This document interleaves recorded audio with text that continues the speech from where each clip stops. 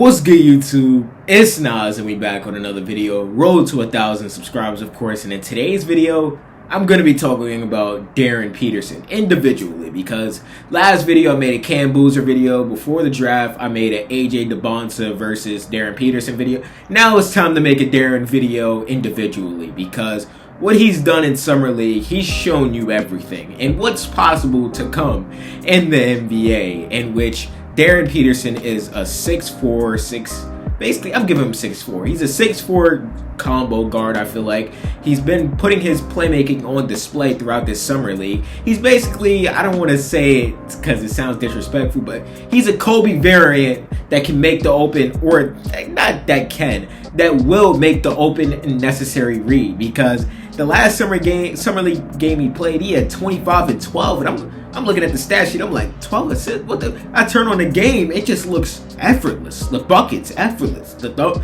jumper, it's there.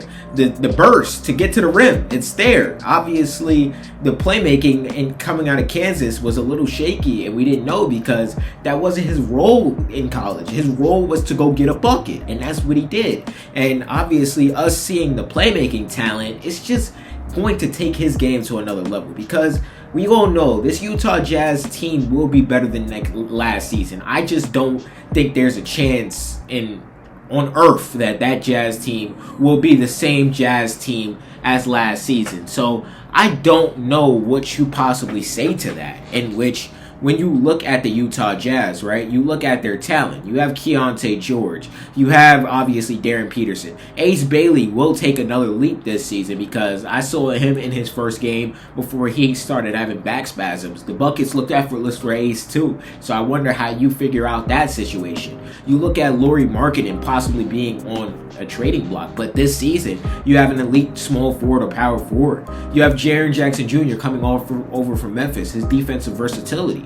Jusuf Nurkic, a good, solid veteran big. You lose Walker Kessler, but you didn't see Walker Kessler a lot last season because obviously he was out for the whole season. So this Utah Jazz team did survive without him. They had tough games when they were fully healthy. Yes, the record doesn't look like that, but some of we just got to keep it a buck. They were tanking, and a lot of teams were tanking last season, so I'm not going to hold that against the Utah Jazz. But when you look at how they came out of that, coming away with Darryn Peterson, who I thought should have, or that I said I would have picked #1 in the draft, has to be a win for Utah. And you can't just ignore that, because the Utah Jazz will be back, and I will say that. And possibly in September, when I have to make early playoff predictions, maybe Utah will slip in there. I don't know. It's still July, so I have a lot to think about before that video comes out. But when you look at Darryn Peterson as a player, right? You look at a 6'4" combo guard, like I said at the video. He's not just a scorer like he was labeled in Kansas. It's just not that. And obviously, him playing next to Keontae George, he will have some off-ball reps, but the way he looked in Summer League, he might have to take a lot more of those off-ball reps. I know he's only a rookie, and he won't basically have the keys yet, but he will make it really hard for for Keontae George not to surrender those keys to Darryn Peterson, because in Summer League, Darryn Peterson has averaged 26.5 points per game, 7 assists, 3.5 rebounds, and 1 steal per game in just 2 games. And the Las Vegas Summer League starts on the 9th, so you look to see the battle between Darryn Peterson and AJ DeBonsa. And if AJ plays a great game in his first 2 games, or his first game actually, he might get a just how good is AJ DeBonsa. But right now, we're focused on Darryn Peterson. And in his only season in Kansas, Darryn averaged 20 points per game, 4 rebounds and 1.5 assists, shooting 44% from the field and 38% from the 3. So obviously, the 3-point shot is there. It's not as great or good as Cam Boozer's, because Cam Boozer's was as 39, as you can tell if you watched last video. But Darryn Peterson was putting them bitches up there more than Cam Boozer was. We just got to keep it 100. And when we look at Darryn, I look at a player that relies heavily on his difficult shot making from the mid-range area, even when it gets to tough layups, and obviously tough fadeaway 3-pointers, or even stand-still 3-pointers. Like, Darryn relies on his three-point shot, and he relies on his jumper, and his jumper is so deadly, which it opens up opportunities for him to use his hesitation, use his ball handling ability to get to his spots either in the mid-range area or let him use his burst of speed and get by you. So when you look at Darryn Peterson as a player, you're just not looking at this one-way player, or as we would like to say, this group of guys. I would like to call it a Cam Thomas variant, which Cam Thomas is only great at scoring and he's not good at anything else or the other little things. I'm just going to keep it 1,000, and that's not anything against Cam Thomas, but Darryn Peterson does have the potential to play defense. Like, his wingspan is long enough. I'm pretty sure he's 6'4" with a 6'9", 6'10" wingspan. So that is there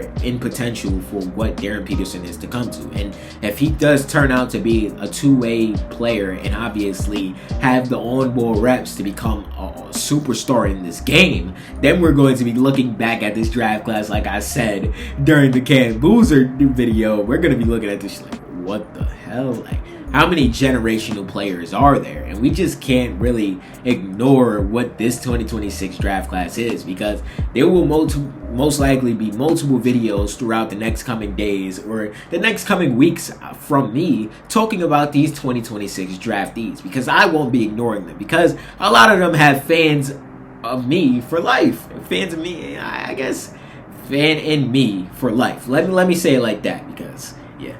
But yeah, when you look at this draft class, right, you look at 4 guys that could have been number 1. You look at AJ DeBonsa. You look at Darryn Peterson. You look at Cam Boozer. You look at somebody I haven't made a video yet, which I'm excited to, Caleb Wilson. But when you look at what could possibly come from Darryn Peterson, you look at a player that can possibly do it all on the offensive end. And obviously, on the defensive end, he could possibly take on challenges. So you can't really ignore what can possibly happen or what's his future potential, because it's limitless. And I'm just so highly on guards, if you can't tell by my videos. My favorite players are guards. My favorite player was Russell Westbrook, or is Russell Westbrook and LaMelo Ball. But Darryn Peterson is a whole different version of that. Because like I said, during the first probably 40 or 30 seconds, I do feel like Darryn Peterson is a Kobe variant that will make the open pass, because I think we all remember Kobe was the type of guy